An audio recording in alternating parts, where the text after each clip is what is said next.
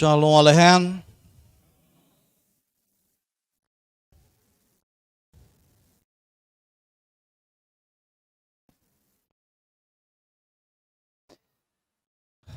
Louvado seja o Santo Todo-Poderoso, aquele que vive e reina para todo sempre. Amém? Vamos fazer aquilo que o Eterno nos ordenou que fizéssemos, não é? Aprender. Não tem como você viver se você não aprender. Vou trazer alguns esclarecimentos para vocês verem como que é deturbada as traduções. Como que eles inseriram nos textos coisas que foi Roma, Edom, o governo edomita. Nós estamos debaixo do governo de Edom. Quem manda no mundo hoje é Edom. Alguém já viu um estudo? Alguém na igreja algum dia viu um pastor pregando sobre aquela estátua do sonho de Nabucodonosor? Alguém já viu? Que a cabeça da estátua era de ouro e ali a parte do bronze. Alguém já viu isso? Mas diz que o pé da estátua era ferro e barro. Alguém já viu esses comentários? Quem é o governo? O último governo, que é os pés de ferro e de barro. Edom.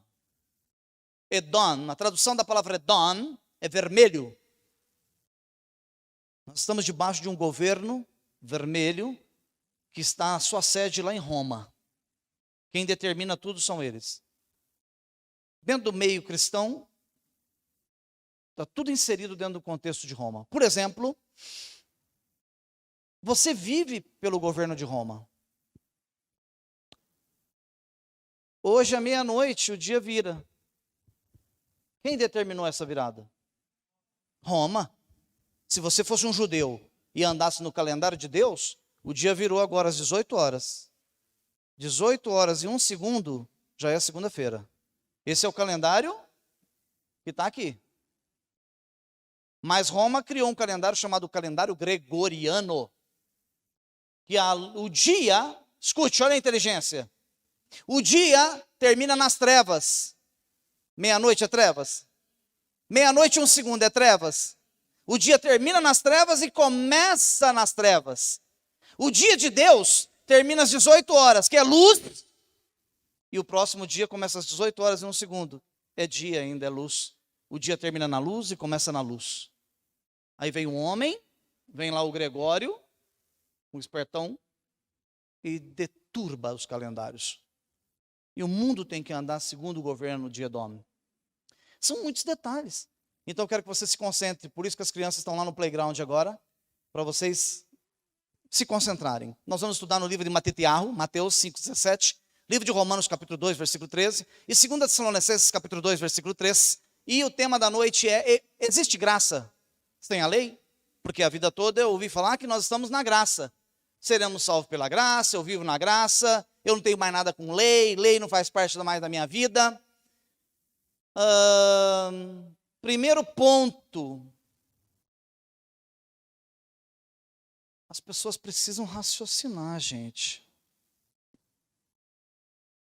O Cristo morreu na cruz do Calvário. Foi isso mesmo que aconteceu? Foi isso mesmo? Ele não morreu? Não derramou o sangue dele? Foi isso? Eu faço uma pergunta para os senhores. Por que ele derramou o sangue na cruz do Calvário? Para perdoar? Para perdoar? Pecado. Perdoar os nossos pecados. Agora vamos lá. Traduz para mim a palavra pecado. Transgressão da lei. Eu menti, quebrei a lei, pequei. Eu roubei, quebrei a lei, pequei. Eu adulterei, quebrei a lei, pequei. Eu assassinei, quebrei a lei, pequei. Se você não vive mais na lei e só vive na graça, não precisa de sangue para perdoar seus pecados. Como? Como que você depende do sangue para perdoar pecado se você só vive na graça? Se você só vive na graça, não tem mais lei. Não tendo lei, vai perdoar o quê? Eu tenho semáforos na Avenida Presidente Vargas. Se você passar no vermelho, você transgrediu a lei. Concordam comigo? E se eu for lá amanhã, a prefeitura for lá amanhã e arrancar todos os semáforos da Presidente Vargas Eu posso passar direto? Vou transgredir a lei? Não, não tem lei lá para me barrar. O sangue só vai ter efeito em quem quebra a lei. Se eu não tenho pecado porque quebrei a lei, por que eu preciso do sangue do Mashiach? Eu não quebrei lei porque não tem lei. Não se quebra, não se passa no semáforo vermelho se ele não existe naquele local. Não se quebra a lei se não existe a lei. Então vamos entender isso um pouco melhor. Raciocina, por favor. Eu disse que sua vida depende de um vacilo seu. Vamos entender? Então melhor, vamos lá, lei e graça. Vamos, um detalhe legal. Para eu falar de lei, era legal eu usar o quê? Vamos chamar aqui o Velho Testamento, né? Mas que na verdade nunca se chamou Velho Testamento, se chama Tanar. Mas vamos falar de lei. Onde é que estão as leis? As leis estão nos 5 primeiros livros da Bíblia que Moisés escreveu. Não é isso? Primeiro livro, Bereshit, Shemot, Vaikra, Bemidbar e Devarim. Os 5 primeiros livros da Bíblia, certo? Gênesis, Êxodo, Levítico, Números e Deuteronômio. Lá estão as leis. Se eu usasse o livro das leis para falar de leis, era uma covardia. Então vamos fazer o seguinte, vamos usar o chamado Novo Testamento, que é o livro da graça. Se eu pegar o livro da graça, que só fala de graça, que tudo é pela graça, e eu falar de lei no livro da graça, aí não fica sem graça. Porque eu usar a Torá para falar de lei, alguém vai dizer assim, esse Rocha aí está de brincadeira, está lendo a Torá para nós? Tá bom, então vamos lá. Livro de Romanos. Para quem que foi escrito esse livro? Os franceses, né? Ou foi para os italianos? Para quem foi escrito esse livro? Os edomitas, para os romanos. Olha, um livro escrito para os romanos. Não eram judeus, eram romanos. O livro foi escrito lá no Eretz Israel, foi escrito lá em Jerusalém, lá em Israel, direcionado para Roma. Vamos ver as palavras que foram usadas para os romanos? Então vamos lá. Porque não são os meros ouvintes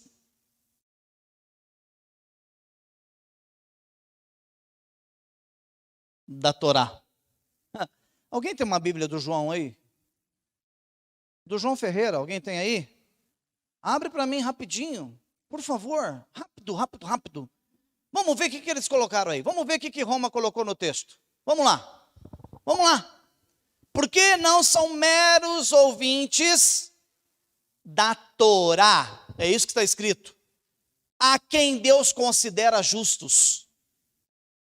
Agora, eu não culpo as pessoas que não sabem, eu não culpo elas. Por quê? Não tiveram acesso.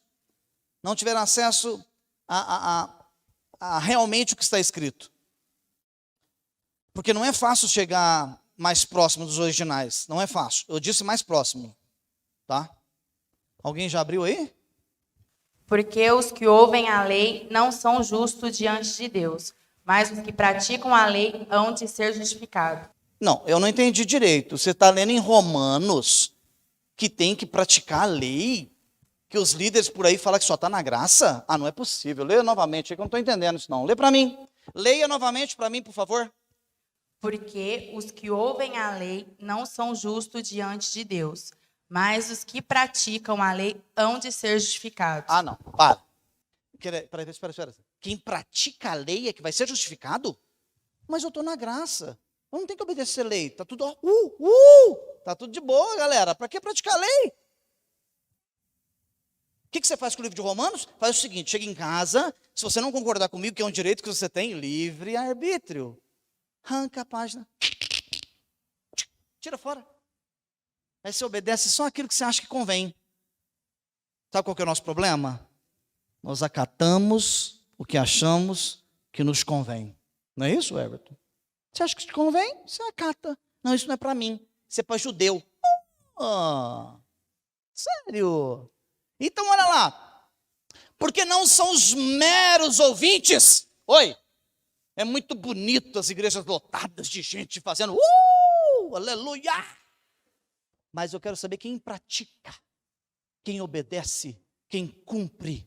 Como que você vai cumprir algo que nem foi ensinado? Porque uma vez que eles te ensinam que você está na graça, você não vai preocupar com lei. É só graça. Mas o que está escrito ali? Não são os meros ouvintes da Torá. O que é Torá? Lei, os 5 primeiros livros da Bíblia. Torá são os 5 primeiros livros. Os 5 primeiros livros da Bíblia deram origem a mais 61. Por isso a sua Bíblia tem 66 livros.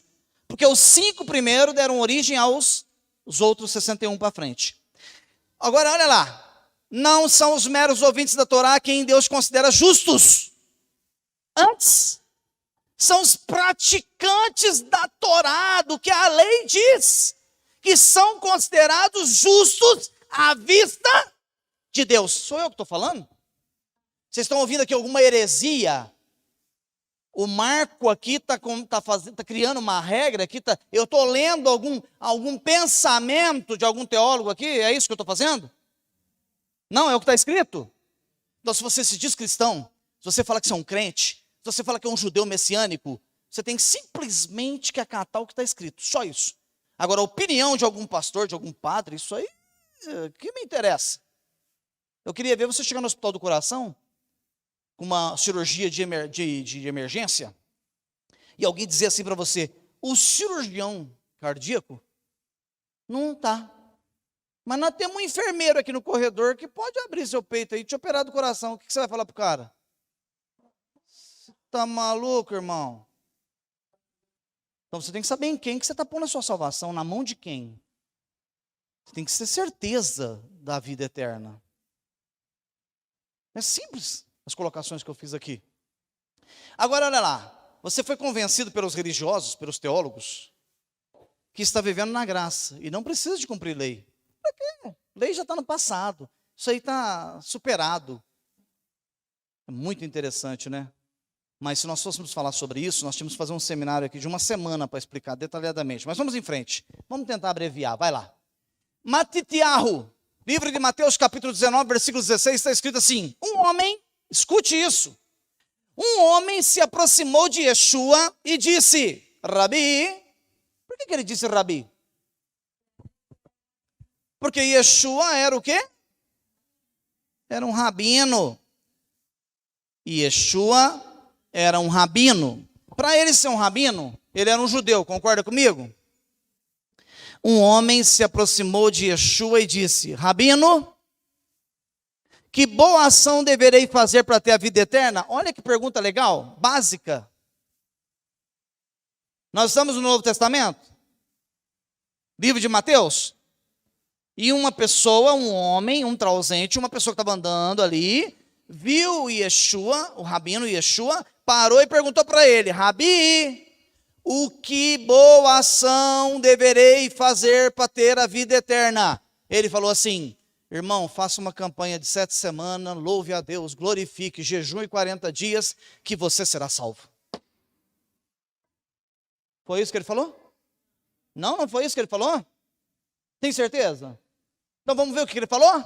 E Yeshua lhe disse, por que você me pergunta sobre o que é bom? Há somente um que é bom, o eterno. Porque ele não é Deus, ele é o Filho de Deus. Então ele diz assim, ó, se você quer ter a vida eterna,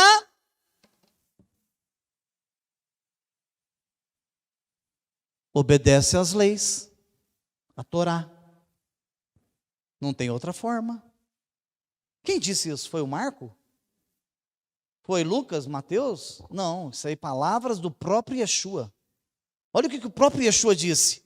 Se você quer obter a vida eterna, obedece às leis, a Torá. E o homem se fez de desentendido. Sabe quando você dá uma de... Não estou entendendo o que o senhor está falando. Pode ser mais específico? Olha o que Yeshua fala para ele. O homem perguntou, quais mitzvot, quais leis que eu tenho que cumprir? E Yeshua diz para ele assim, não mate, não adultere, não furte, não diga falso testemunho, adore ao Senhor teu Deus sobre todas as coisas, ame o teu pai e honre teu pai e a tua mãe, como diz os mandamentos, e assim tu obterás vida eterna. Guarda o Shabá, mas Roma falou que você tem que guardar o domingo. Aí você fez o que para Roma? Sim, senhor, Papa, eu guardo o domingo. O Shabá não dá. Porque eu nasci e aprendi que eu tenho que guardar o domingo porque o Papa mandou. Mas a lei diz que você tem que guardar o 7º dia. O homem foi criado no 6º dia. Número 6, número da imperfeição. O homem é imperfeito, por isso o número do homem é 6. Por isso no livro de Apocalipse, capítulo 13, versículo 18, está escrito que o falso profeta, o anticristo e a besta terá 3 números, 666. Besta, falso profeta e o anticristo. 3 seres humanos imperfeitos, 666. Foi criado no 6º dia, a imperfeição. Mas você procura o eterno, que o número do eterno é 7, que é o Shabat, a perfeição. Mas o Mashiach, aquele que você serve, aquele que foi crucificado, o número dele é 8. Se está escrito na Torá, o número dele é Shemini, que a tradução da palavra Shemini é eternidade. Então você é imperfeito, 6. Entra para o 7, que é a perfeição. E alcança o 8, que é Yeshua, para a eternidade, para a vida eterna. Baruch Hashem? É lindo? E Yeshua era o quê? Um rabino judeu. Olha aqui. Eu me lembro, que se você chamasse um irmão de fariseu, ele te voava na garganta. Fariseu. Porque você pensa que está ofendendo a pessoa. Ai de mim. Não. Que brahá, que bênção de mim, se eu fosse um fariseu.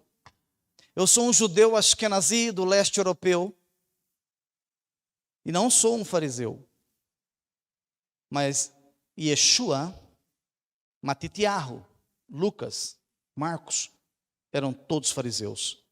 A raça de judeu que mais tinha conhecimento de Bíblia eram os fariseus. Então, chamar alguém de fariseu, achar que está ofendendo a pessoa, você vê como é que a coisa é toda distorcida. O irmão já fica chateado. Ô fariseu, não, é um elogio. O meu mestre, o meu Mashiach, aquele que morreu por mim, é um fariseu. Porque só tinha 2 raças que andavam com ele, 3. Os essênios, os saduceus e os fariseus. O fariseu, escute isso aqui, ó. Se você não for fariseu, irmão, você já está frito. O fariseu crê na ressurreição dos mortos e na vida eterna. O fariseu. A segunda classe que andava com ele, os essênios, os judeus do deserto. Eles não criam. A briga deles era diferente. E os essênios se fechavam, eram tão radicais, por isso que eles foram para o deserto, se fecharam. Desceram lá para o deserto. Foram lá para a fortaleza de Massada. Então ali estavam os essênios que desceram para o deserto. Ok? Já os saduceus, que andavam com Yeshua, são os judeus que não criam na ressurreição dos mortos. Os saduceus criam o seguinte: morreu, pagou. Então você tem 3 opções: ou você é essênio, ou saduceu, ou fariseu. Eu aconselharia você a seguir a visão dos fariseus, porque o meu mestre, o seu mestre, Yeshua, era fariseu. Não tem como seguir outra. Eu fui enxertado na oliveira que é fariseu. Foi circuncidado ao 8º dia, está lá no livro de Lucas 2:21, judeu de judeu. Usava talite. Yeshua usava talite. Isso aqui não é um enfeite. Não, Roma escreveu lá que ele usava um manto, que a mulher do fluxo de sangue tocou na orla do manto. Não tem orla. É tzitzit. Lá no livro de Matitiahu, capítulo 9, versículo 20, fala que a unção do sacerdote está aqui, ó, nas franjas. Está escrito lá. A mulher que veio se arrastando, agachada, ela tocou aqui na pontinha das franjas. Por quê? Por que isso? Porque o poder do sacerdote está aqui. Porque aqui tem 8 fios, 5 nós, 8 com 5, 13. O nome desse fio, tzitzit.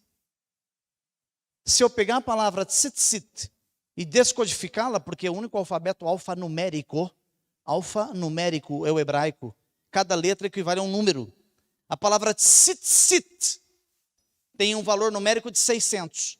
600 com 8, com 5, nós, 613 é a quantidade de leis que tem na Torá.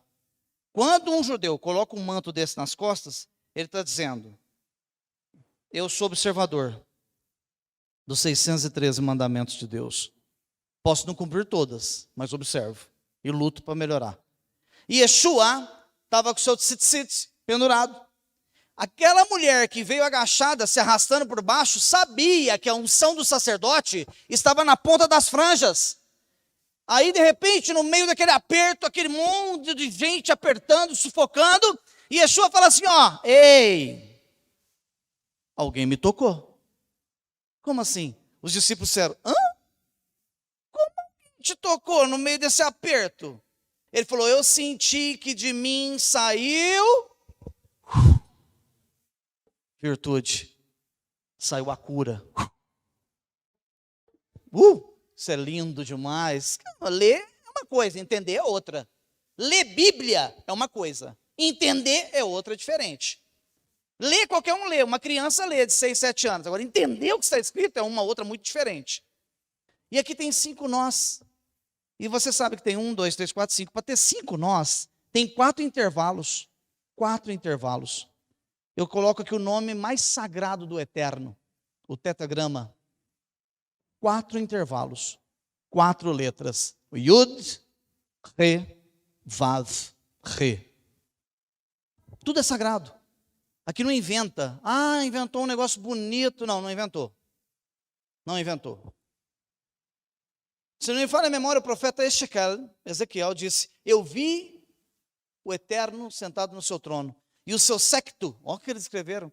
O seu séquito, enchia toda a sala. É o talite do Eterno. Isso é uma mitzvah, não é um costume. Existem costumes, mas existem mitzvot. Ok? Leis. Guardava o Shabat, está escrito lá em Marcos 1, 21. Guardava a lei, está escrito lá em Marcos 12, 29. Seguidor de Buda. Ele faz tudo o que Buda fazia, não é? Eu estou fazendo uma pergunta. Seguidor de Mohammed, chamado Maomé, o seguidor de Maomé faz tudo o que Maomé fazia, concorda comigo?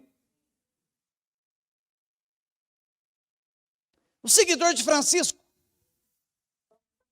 os franciscanos, anda de chinelinha de couro, aquele roupão marrom, um cordão amarrado na cintura, eles andam do jeito que seu mestre andava. Concordam comigo? E você que é seguidor de Yeshua, que é um judeu, por que você anda diferente e critica quem anda certo? Porque o certo é uma ofensa. Nós tivemos um caso recente na mídia, não posso falar porque eles vão me bloquear e vai derrubar minha live. Mas tem um cidadão aí que teve uma relação com uma menina. A menina e o marido acabou, sumiu no mapa. Mas o rapaz, que dormia lá no papelão, que é uma pessoa que talvez precisava de ajuda, não estou criticando, mas ele virou o top da balada. Por quê? Por quê? Porque o errado nesse país é o top da balada. A maldade é o que reina. A verdade é que é pisoteada. Escute o que eu estou falando para você. Pode ser a última chance sua de ouvir o que você está ouvindo. Pode ser que você nunca mais entre nessa sinagoga. Mas tem uma coisa que eu vou estar tranquilo. Naquele dia que Hashem me perguntar, eu falo, eu te fiz um juramento que eu falaria a verdade enquanto eu vivesse. E é o que eu estou fazendo convosco. Então vamos em frente? Guardava a lei, né? O Shema. O que foi o Shema que a gente começou aqui nessa noite? Shema Israel Adonai Eloheinu Adonai Echad. Foi a oração que foi feita aqui hoje pelo Arthur. Eita, foi bem nesse Shema, hein?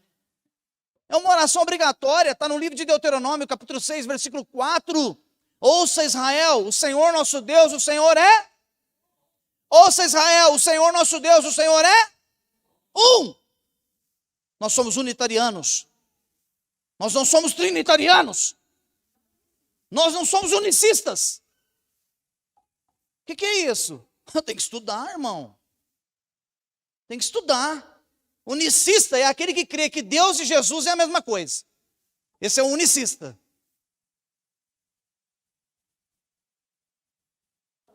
Trinitariano acredita assim, vamos terminar o culto e abençoar essa reunião em nome do Deus Pai, Deus Filho e Deus Espírito Santo. Politeísmo. É proibido pelas Escrituras. Yeshua honrava o Pai como Deus. Ele sempre foi unitariano. Certo? Vamos em frente, para nós terminarmos. 1 Coríntios 11, 2. Está no Novo Testamento ou no Velho Testamento? Novo, Brit Hadashah, nova aliança. Olha aqui, gente, o que está escrito, presta atenção. Eu louvo-vos, irmãos, porque em tudo vos lembrais de mim, e retendes os preceitos, como vos entreguei, Bíblia Plenitude. Como eu tenho uma coleção lá de Bíblia, eu peguei essa que eu usava para ensinar, há uns anos atrás. E retendes os preceitos, como vos entreguei. Preceitos é muito difícil de você entender o que é preceito. Aí você vai lá no dicionário, está dizendo assim que preceito, na etimologia, vem do latim. Uma palavra que vem do latim. Tá? Mas preceito significa, a tradução no nosso dicionário é recomendações, conselhos. Oi, quem escreveu o livro de Coríntios? Shaul Shaliach, Paulo, o apóstolo. Foi isso? Foi isso que ele escreveu? Por favor, eu estou pedindo a atenção de vocês, por favor. Paulo disse ali, ó, eu louvo-vos, irmãos, porque em tudo vos lembrais de mim e retende as leis da Torá. É isso que está escrito lá?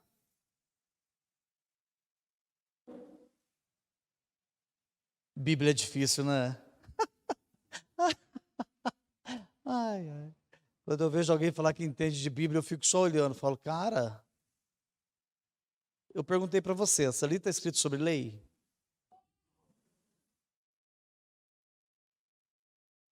Não, ali está falando de preceitos. O que é preceito, irmão? Conselho, recomendação. Não está falando de lei. Estou te dando uma recomendação, não estou te passando a lei. Estou te recomendando, te dando um conselho. Então presta atenção numa coisa, ó. 1 Coríntios 11, 2, aqui nessa Bíblia, ó. Essa aqui é uma das melhores versões que tem para a gente entender o que está escrito, tá? Olha lá, na Bíblia judaica está escrito, agora eu os louvo porque vocês lembraram de tudo que eu lhes disse e guardaram as leis, de forma que eu ensinei a vocês. É isso que está escrito? Não, está escrito tradições. Tem que saber separar o que é lei de tradição, irmão.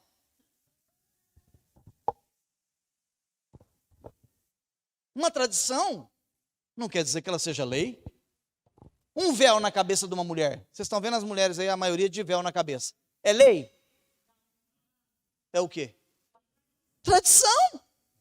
Não é lei, é uma tradição. Tudo bem? É uma tradição. Mas o que Paulo estava dizendo à igreja de Coríntios? Vivam do jeito que vocês quiserem. O que ele está dizendo? Guardem as tradições de forma que transmitir. Alguém pode chegar para vocês, mulheres, pode chegar para vocês, mulheres, e dizer assim, ah, mas por que você está usando esse véu na cabeça? Onde é que está escrito isso na Bíblia? Está escrito lá em 1 Coríntios 11, 2, que o Paulo falou assim, o apóstolo emissário, Shaul Shalia, disse o seguinte, guardem as tradições conforme eu lhes transmiti. Você vai no dicionário da língua portuguesa, abre o dicionário aí, que você tem celular aí, abre lá. Tradição significa conjunto de bens culturais, conjunto de bens culturais. Não está escrito tradições, é uma lei da Bíblia, é uma lei da Torá. Não, é uma identidade cultural. Faz parte a gastronomia, a música, as danças, a conservação de valores. Se alguém chega aqui e vê o Roche dançando ali, fala assim, coitado, ele é pior do que eu imaginava, é maluco. Não, lá no Salmo 150, você não pegou essa tradução, mas no em espanhol, está escrito, louvem a Hashem com danças.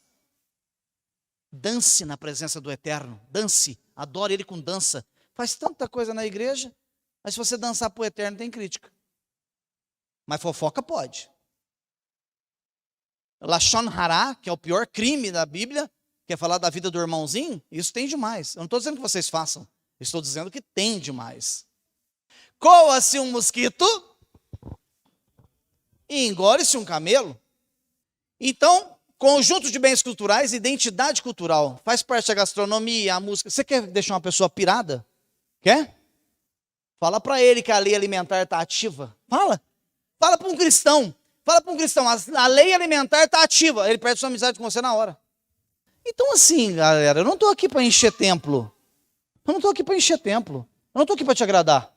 Eu não estou aqui para você ficar feliz comigo. Ai, que homem fino, educado, que palavra maravilhosa. A palavra pode ser maravilhosa, mas gostar de mim? Ah, o véu na cabeça de uma mulher. Tá, um véu. Você andando em Jerusalém, que nós ficamos mais em Jerusalém. Eu falei, não vamos sair daqui não, a cidade santa é maravilhosa. A Jéssica passando lá, irmã. Sem véu. Ô, irmã, tinha que ter feito um Photoshop. 37 graus. Tá. Ali a judia ali com o bebê, véuzinho na cabeça. Vamos em frente, pode ir em frente. Outra judia andando, tinha pouca gente aí, porque é um horário intermediário, mas nós estávamos numa rua principal da cidade de Jerusalém, onde passa o metrô de superfície. Véu, vamos lá.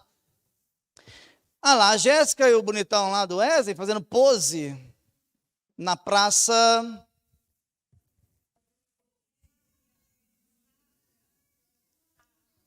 Praça da família Safra. Do Banco Safra, né? São judeus. Ali uma irmã passando ali do nosso lado, véu na cabeça com 37 graus de temperatura. Vamos em frente? Eu estava numa loja, escolhendo um talite, aí teve uns irmãozinhos que falaram, traz, olha que de pedra, que coisa linda. Aí as pessoas pensam, né? Não, em Jerusalém é tão baratinho, balatinho é China.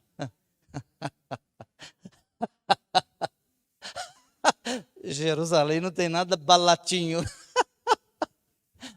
Então, olha lá, a judia, a dona da loja que estava me atendendo, véu, tradição, é tradição. Vamos em frente. Aqui nós estamos na noite de Shavuot no Kotel, chamado, você não usa esse termo, tá bom? Esse é um termo de zombaria. Até mesmo os cristãos usam, mas não pode usar. Muro das Lamentações. Hã? Eles não estão lamentando, eles estão orando.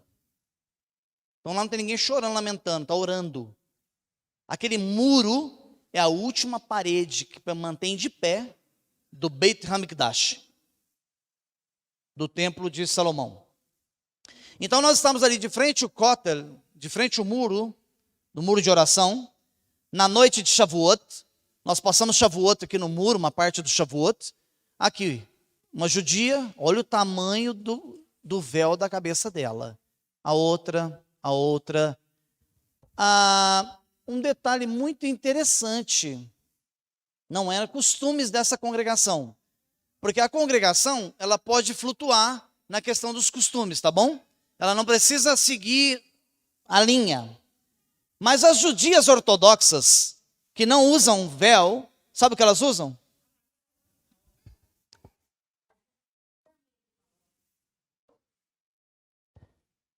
Quando elas não usam véus, elas usam peruca. As ortodoxas. Por quê? Porque tem uma mitzvah, tem uma lei na palavra, que nunca ninguém leu isso, né? Mas está escrito, que não estou falando que vocês têm que andar de de peruca aqui não. Estou ensinando. Mostrando o que está escrito realmente.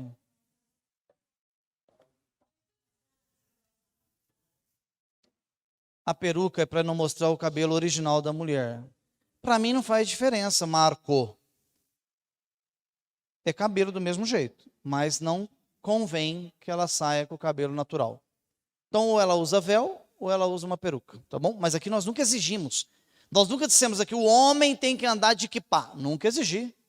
O homem tem que andar de talite. Não, eu não exijo isso aqui. Vocês estão comigo há 8, 10 anos, sabem disso.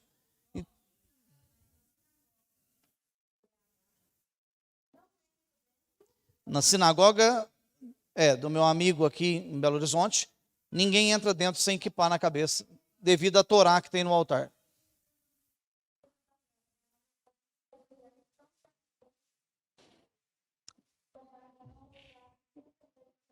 Isso, a pergunta é legal. Tem gente que perguntou por que tem que usar véu. Dentro do conceito judaico mais ortodoxo, que não é o nosso, nós somos conservadores, o cabelo da mulher exposto, da mulher casada, exposto, pode gerar uma atração, os homens podem se sentir atraídos, é o seu conceito judaico. Ok? Deles, um conceito lá em Jerusalém, isso é tradições milenares. Então é melhor que a mulher cubra a sua cabeça para não atrair a atenção de homens solteiros. E quando uma mulher passa de véu na cabeça, os homens já sabem que ela tem marido. Por exemplo, brinco. O brinco na Bíblia é sinal de compromisso. Quando uma mulher passava de brinco, os homens olhavam e pensavam assim, ó, ixi, essa aí tem um homem. É só conselho, mas não é conveniente ao homem usar um brinco, porque o símbolo do brinco, tatuagem tem símbolo, brinco tem símbolo, tudo tem símbolo, gente. Eu sou simólogo, para quem não sabe, tá bom? Eu estudei muitos anos simbologia, tradução de símbolos. Vamos em frente para terminarmos. Vamos terminar. Lá, nós no Kotel, isso aqui era durante o dia de Shavuot, porque era 24 horas o pessoal entrando e saindo, milhares de pessoas entrando e saindo. Aqui uma mulher com o véu, outra com o véu, mas se você vê uma sem véu, porque é solteira. Mas se tiver sem véu e sem peruca, é solteira. Mas como nós temos uma flexibilidade aqui, nós não exigimos nada disso. Eu estou explicando o que é costume e o que é lei. O foco não pode ser perdido nessa noite. O que é costume e o que é lei. Então eu permiti, como líder dessa sinagoga, eu permiti que as mulheres usassem véu. Uma vez que o líder permitiu, dentro do judaísmo, todos os rabinos me respeitam. Está feito. Ok? O talit está lá, livro de Bemidbar, livro de Números, capítulo 15, versículo 38. Olha a ordem. Fale ao povo de Israel, instrua-os a fazerem até Yeshua vir, até Moisés, não, até Zacarias. Não, o que está escrito? Em todas as gerações. Essa geração está incluída em todas. Em todas as gerações. Diga para o povo de Israel que os homens têm que ter tzitziot. Tzitziot nos cantos das suas roupas. Por isso que o manto, ele tem 4 pontas. Aqui, 2 na frente, 2 atrás. Nos 4 cantos tem que ter. É lei, é mandamento. Durante o dia, eu não saio de talite para a rua. Quem está de catã aí? Rapidinho. Vem cá. Please. Come on. Rapidinho. Pode tirar seu talite. Isso, vem tirando. Não precisa de cerimônia, não. Eu quero andar durante o dia na cidade e mostrar que eu sou um cumpridor dos mandamentos. Eu uso um katan, um talit katan. Aqui, está aqui. Se alguns têm esse fiozinho maior, o que simboliza o fiozinho maior? Mashiach. Eu sou seguidor de Mashiach, de Cristo. Tudo tem um porquê. Nada aqui foi inventado para enfeitar ninguém. Baruch Hashem, Toda Rabá. Vamos lá? 2 Tessalonicenses. Escute isso aqui, gente, para terminar. Livro de 2 Tessalonicenses, a igreja de Tessalônica. A igreja de Tessalônica estava em Israel? Hã? Não, estava lá na Ásia. A igreja de Tessalônica recebe uma carta e está escrito assim na carta: não deixe que ninguém os engane de modo nenhum, de nenhum modo. Porque não virá o dia não virá, o dia do Mashiach, a volta do Cristo, não virá antes da apostasia e de ter sido revelado o homem que se separa da lei, o destinado à perdição. Qualquer homem, não me importa a placa de denominação, eu não quero saber placa. Qualquer homem que estiver em cima de um altar, que pregar que não existe mais lei, é o homem que se separa da Torá, é o apóstata. Está escrito em Tessalonicenses. Basta você crer se você quiser. Você é livre para acreditar no que você quiser. Por isso nós temos espiritismo, budismo, catolicismo, evangélica, judaica. Você pode escolher onde você quiser para você frequentar. A vida é tua. A eternidade é sua, também está na tua mão. Só que o que está escrito no livro, o que é que está escrito no livro de Tessalonicenses, Novo Testamento?